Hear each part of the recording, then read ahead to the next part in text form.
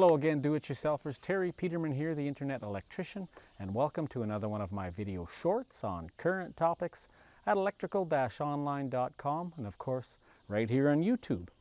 Today I'm going to replace this old outdoor lantern style fixture with a new Arctica, and it's a wall-mounted LED fixture. It's purchased from Costco, made in China, but it's a nice looking wall mount LED fixture. So let's get started. First we got to remove that old fixture.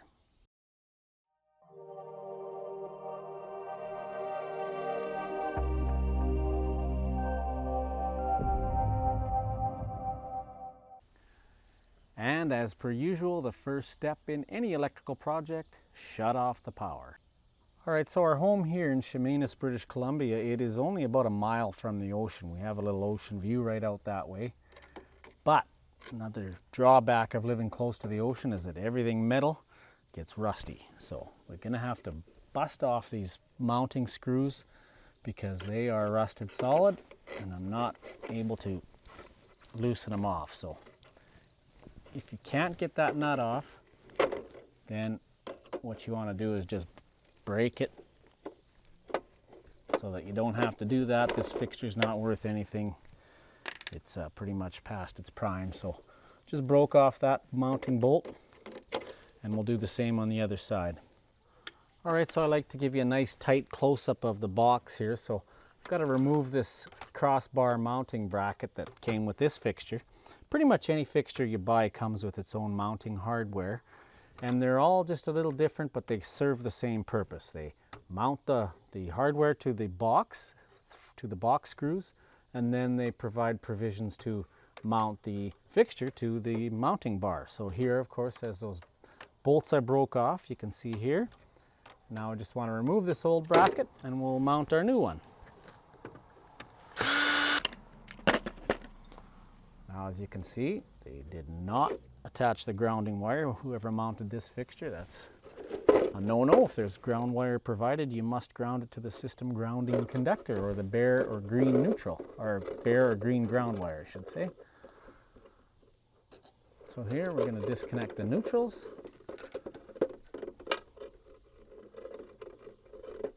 Our fixture comes with the connection wires all together, so I prefer one less splice, so I'm going to get rid of the pigtail that was here, and it was just pigtailed to two conductors. I'm going to get rid of that and just splice my wires right into the main splice. So I'm going to have to twist these together with my plier, and we'll connect it that way.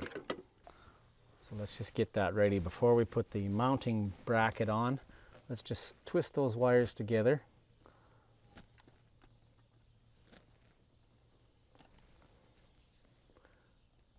Trim them off, because when I spun off that wire nut and the pigtail came off, these weren't pre-twisted together, they were just twisted in the wire nut, so I want to make sure they're together good. So it's a little easier when I hold in my wire to the fixture. These two are already together and I don't have to worry about them pulling out of the splice. And we'll pull our ground wire out, because it too is going to be connected to the fixture as it should be. Now here's the fixture. Comes with all the hardware in a little bag, and then the fixture itself. And here's the mounting bracket. Now here's a little tip. It comes with a little Allen screw, and these are the Allen screw set screws that hold the fixture to the mounting bracket, and it comes with just a standard Allen wrench. But I'm going to give you a little tip here. When that fixture's against the wall, it's a little hard to spin an Allen wrench, even the short side out, because it hits the wall, so you can only get a half a turn at a time. So if you've got one, get yourself an Allen socket screwdriver, and then you can use it as a normal screwdriver to get at those Allen screws.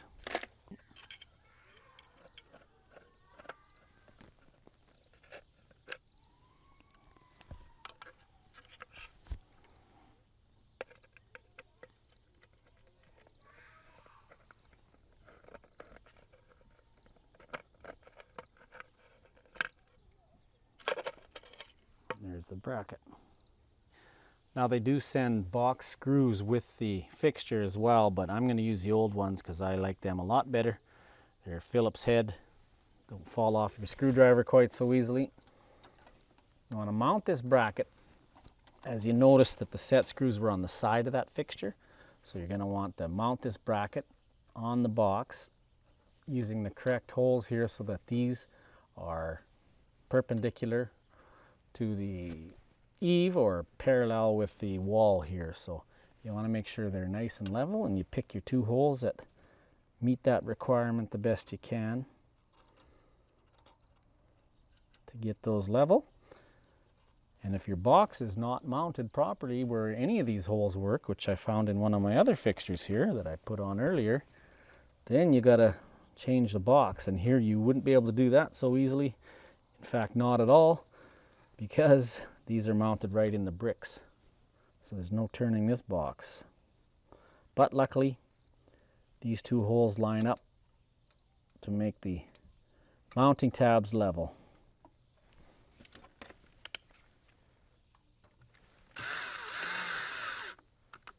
These don't have to be real tight. In fact, you don't want to over tighten them because that'll bend the bracket. And then your holes won't line up with your fixture. So like I said, you can get a level now, and you could put it across these two to make sure it's level on the wall. But more importantly, you want to line a fixture up with what you're going to see. And with brick here, it's probably more important that we make that fixture level to the eye with the brick than it is to actually level this bracket, but we'll level it for a good starting point. Okay, so with my wires pushed out of the way here, I can put that level across those mounting tabs, and we're good. And you can kind of double check with the side. Decently level. In fact, it is level. So as I said though, once we put the fixture on, we'll make sure we adjust it so if it doesn't quite line up with the grout lines on the brick here, then you want to adjust it a bit so that it looks level with what you're looking at it against. All right, so this fixture actually comes with a hanging cable so that you don't have to support the weight of it. It's fairly heavy, this thing. And so it comes with a little cable to hang on the box, onto the mounting bracket, so that you can make your splices. And the fixture's weight is being supported by that cable instead of you trying to hang on to it. All right, so here you see the fixture hanging off that mounting or that suspension cable.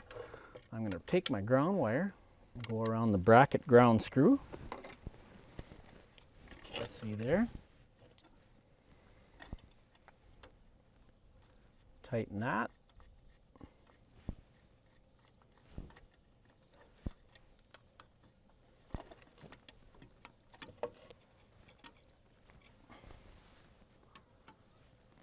That's nice and tight. Then I can bring my ground wire.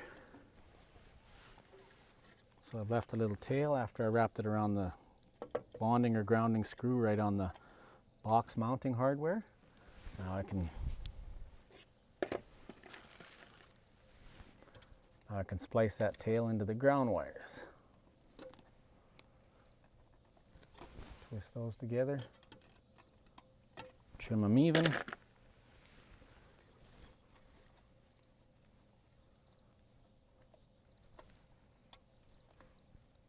Make sure all your ends are even. And spin on that wire nut.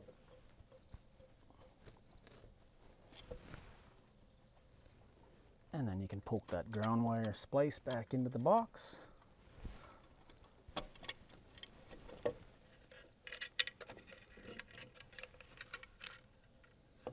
And next I like to connect my neutral.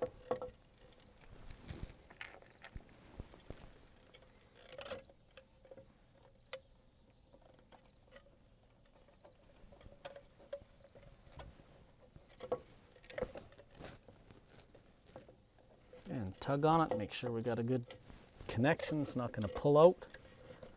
The tug test, we call that.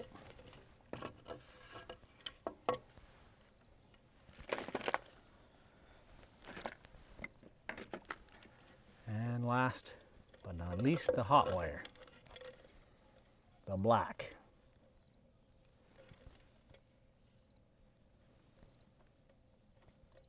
I'm just gonna strip a little more of that one, it's kind of short.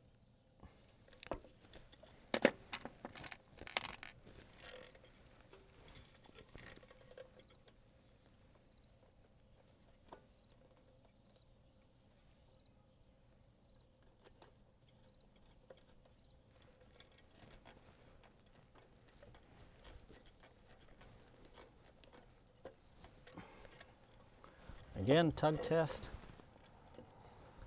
We'll just poke those primary connections back into the box and out of the way.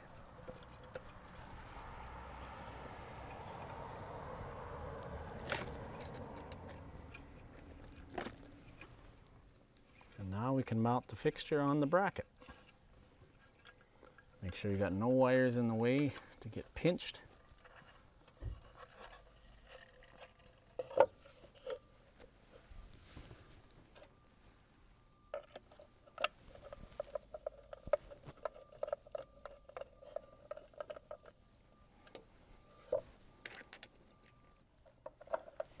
All right, so finish tightening the set screw on the other side.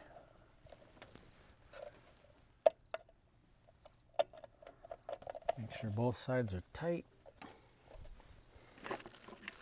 And then again, you can level the fixture. But more importantly, make sure it's lining up with the brick.